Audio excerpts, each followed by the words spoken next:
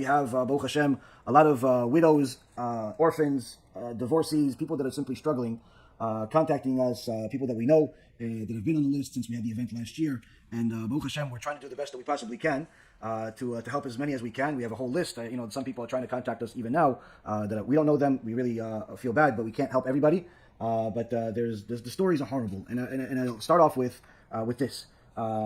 Today, anyone that looks at the campaign right now goes to bhpesach.org. We'll see we haven't really raised much money. But here you'll see a receipt for wire transfer for a little over $85,000 that that I sent this morning.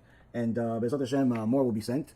In so many words, we're following what the Torah says, Mi Gdimani v'Hashalem, who did me a favor first, and I will pay him, as we do every year. Sometimes Hashem pays back right away, sometimes he takes his time, but needless to say, if you do what Hashem wants you to do for his children, you're never going to lose, even though it's a lot of pressure, it's a lot of stress, it's a lot of moving parts, but it's certainly something that's necessary, and especially when you hear the stories. And some of these people, we need to help them on a monthly basis and even on a weekly basis. And one of the stories that came to us is a woman that Avrechim and his wife know for many years. She's actually, the kids go to school together, the older kids. 12 years old. Last year we helped them, Baruch Hashem, we gave them I believe it was 1,000 shekels. And this year she called and asked if we're going to be able to help. And we said we have this program for the SHAS, but she's, her husband left her because she did tshuva with the kids. And he doesn't want to do tshuva. He wants to, remain an animal, in so many words. And he ended up leaving her, and he left her with nothing. And this was already the last couple of years. But we never really knew how bad the situation was until this last week, when she told us that even to forget about the holiday, having money for the, to buy matzah, to buy wine, to buy, chicken, meat, anything for the holiday. Forget just about that. We're talking about to feed the kids in the morning, breakfast. She doesn't have. So when you hear stories like this, it's not stories, fairy tales that people, sometimes they text message me, listen, Rabbi, can you help me out? I'm struggling, and then, you hear some details. Yeah, listen, I paid my rent, I have food and everything. It's just that I really need to get this new suit. So I was wondering if you could send me a couple $100. That's unfortunately struggling in the American deformed mind. When I say struggling to you guys, I'm talking about food. I'm talking about the very basic needs of life. And when a person tells me that she's a divorced mother that has, I believe 3 or 4 kids, and she doesn't have food to feed the kids in the morning, a couple $100 is not going to help. We have to obviously try to do whatever we can on a monthly basis. And this is some of the things that we've done over the years with different families. Some people have, somebody very sick in the family, so they need some money for that. Some people have just different types of troubles, financial troubles, medical problems, all types of things. And what ends up happening is that during this time of the year, the stories somehow all pile up all at the same time, all the new stories. We know all these old stories, but there's always new stories that join. And aside from asking you guys to try to be generous and as generous as you possibly can to help us with this campaign, because as you see, again, we're already out $100,000 between the two campaigns. We're a couple $100,000 in, and we haven't even raised a quarter of it. So aside from being generous in the campaign, and if we raise more than that, if you guys decide to be the messengers of Hashem to help us, then certainly we're going to be able to help even more. Whatever you guys send to us, we're going to use for people. We're not paying my rent with it. I'm not buying any Ferraris with it. All the money that we get, to my knowledge, we're the only organization that actually gives all of the money and more to the actual people. That we actually raise every year. We always end up giving a lot more money than what we end up raising, and Baruch Hashem provides for us in different ways throughout the year.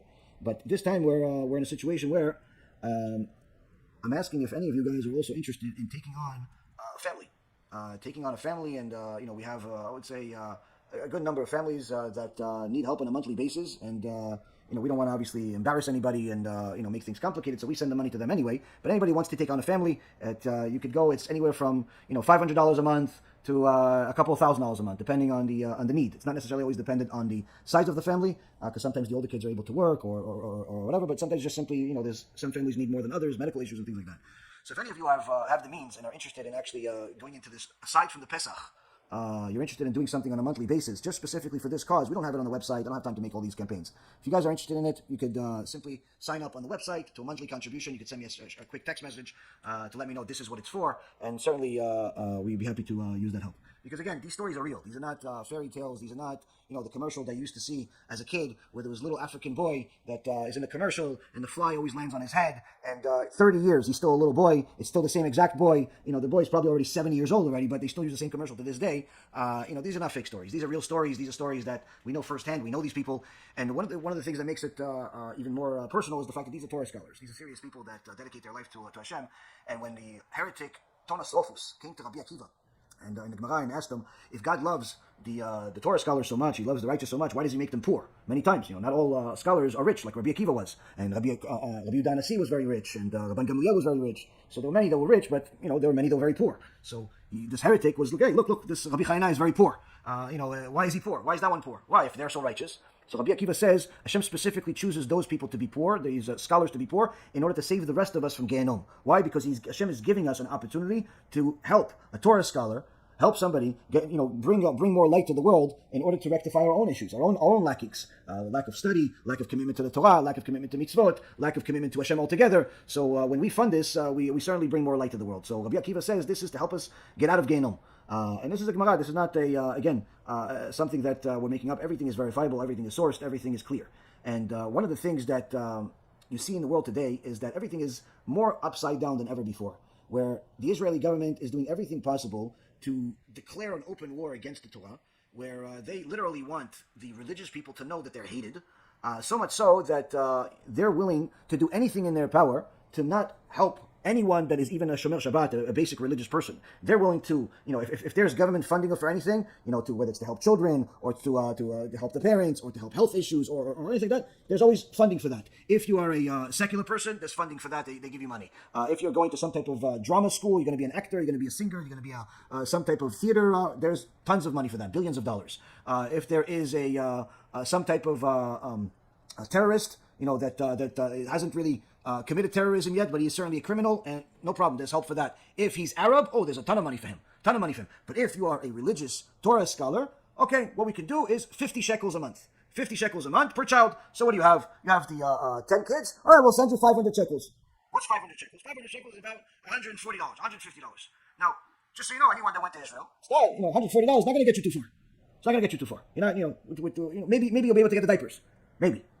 For the month. You're not going to get far. You're not going to pay rent with 500 shekels. You're not going to pay anything of significance. But that's what the government does. Now, of course, at the same time, the government and the lefty liberals will make people think that the religious people are the ones that are sucking the government dry of all their money. Reality is the opposite. The religious people pay more in taxes and contribute more to the Israeli economy than anyone else. Needless to say, they actually get less than anybody else. The terrorists that actually throw missiles at us and bomb the buses get more money than the scholars. But again, this is an upside down world. It's an upside down world, and this upside down world helps us explain a Gemara that's in Masechet Baba Batra, in page 9, that says, in the name of Rabbi Elazar, that someone that gives tzedakah in hiding, where he doesn't know who he's giving it to, and the receiver doesn't know where he's receiving the money from, is greater than Moshe Rabbeinu.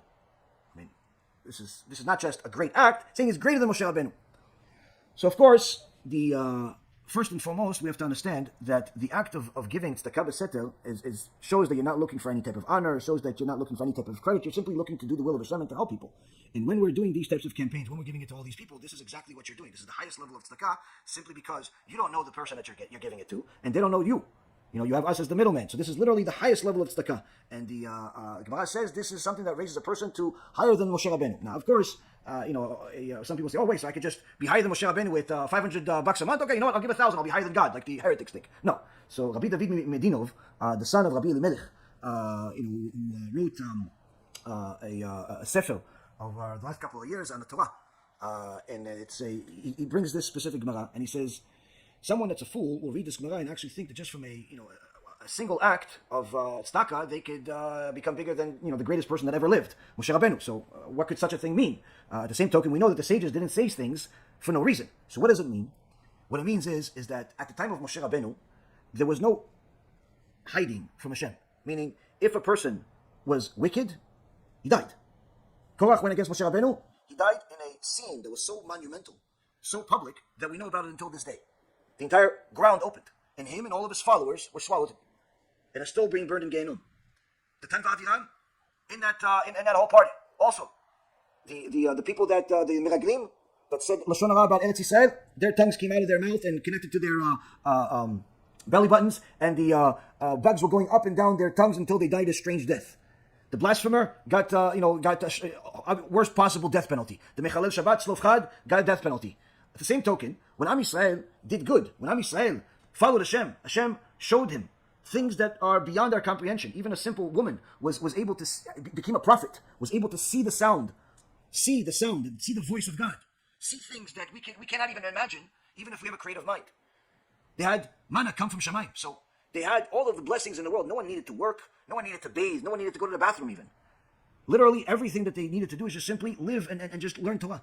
They were traveling on clouds. Even their feet would not get tired because of how HaShem structured the world for them. For 40 years we were like this. And some Chachamim say that, it was literally like part of their free choice was taken from them in such a case because it was so obvious that God is running the world that it wasn't such a big deal to help your fellow Jew.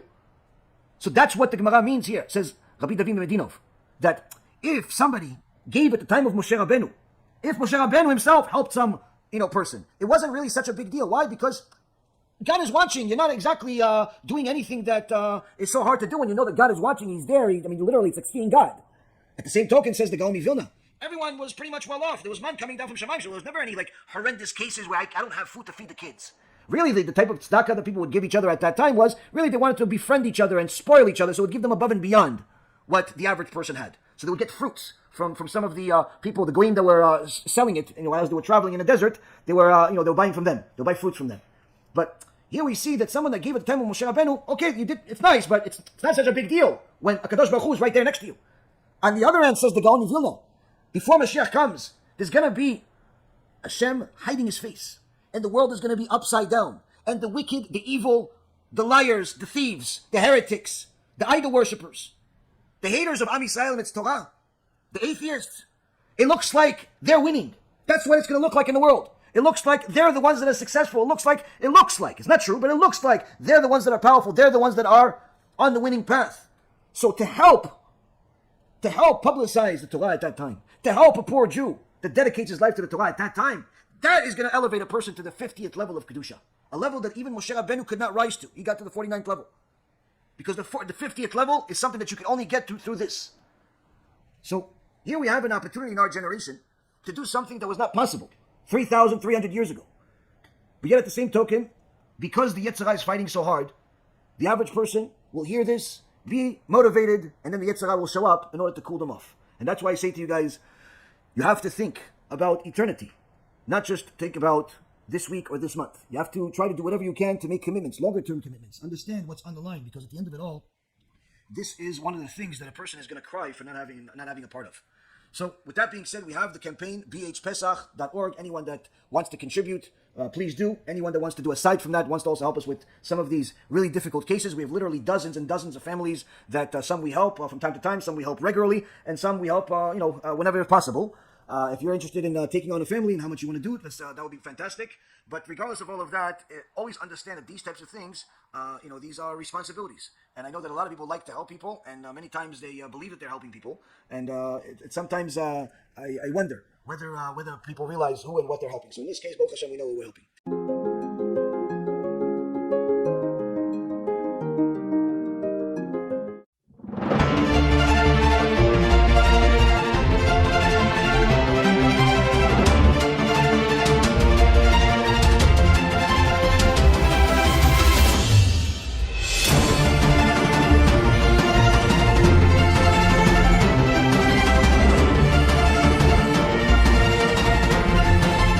אני רוצה לברך את כל התורמים של ארגון BeEzrat HaShem שבאו והתגייסו לעזרה כאן בארץ ישראל, לתמוך במשפחות הנזקקות, ביתומים, באלמנות, המשפחות הברוכות ילדים, משפחות של בני תורה, במיוחד את יושב ראש הארגון הרב ירון ראובן, שנטל על עצמו ועל שכמו את העול הגדול והקשה הזה, לדאוג שלכל אחד ואחת מעם ישראל יהיה חג שמח וחג שבע.